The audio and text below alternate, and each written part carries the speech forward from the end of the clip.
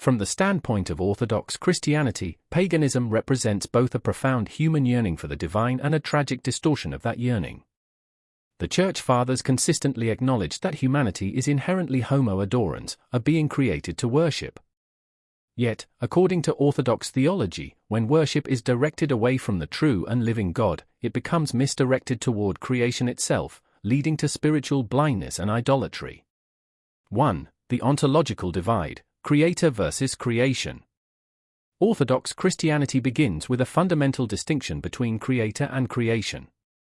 God, in his essence, is uncreated, transcendent, and beyond all categories of being, while the cosmos is his created work, sustained by his will.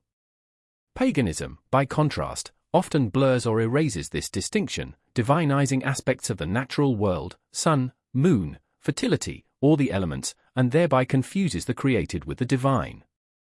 From an Orthodox lens, this confusion leads to the worship of images of God's creation rather than God himself, echoing St. Paul's warning in Romans 1 verse 25, they exchanged the truth about God for a lie and worshipped and served the creature rather than the Creator. 2. Revelation versus intuition. The Orthodox Church teaches that truth about God is not found through human speculation or intuition alone but through divine revelation.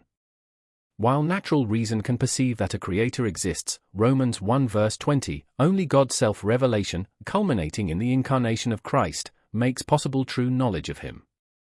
Paganism, on the other hand, seeks the divine through myth, ritual, and personal experience rather than revelation.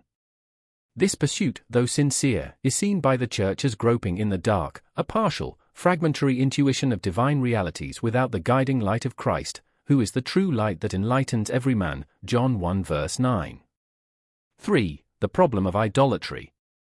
Orthodox theology understands idolatry not merely as the worship of statues but as a misorientation of the human heart. Icons, in Orthodox worship, are not idols precisely because they point beyond themselves to the prototype they depict, Christ, the Theotokos, or the saints. Pagan images, however, are viewed as ends in themselves, embodying divine powers within material forms.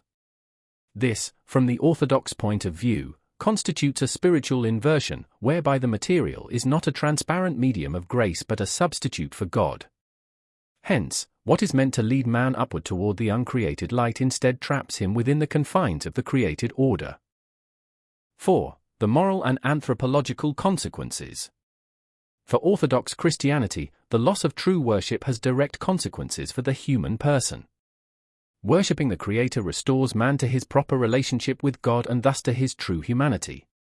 Paganism, in mistaking creation for the divine, leaves the human heart enslaved to passions, superstitions, and demonic deceptions. The Fathers often interpreted pagan deities not as harmless symbols but as manifestations of fallen spiritual powers seeking to divert humanity from salvation.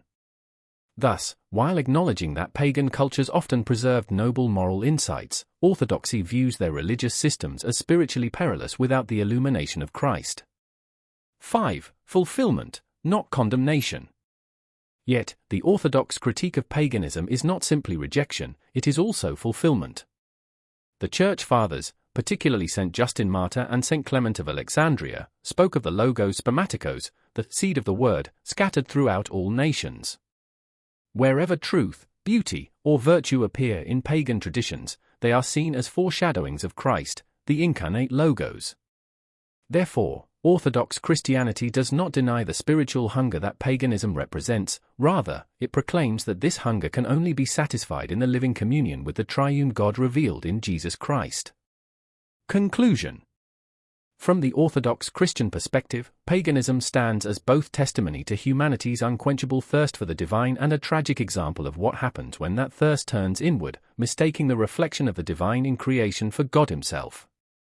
The Church's mission is not to destroy this impulse but to heal and transfigure it, so that the worship once offered to unknown gods might be offered to the one true God, who is, and who was, and who is to come. Revelation 1 verse 8.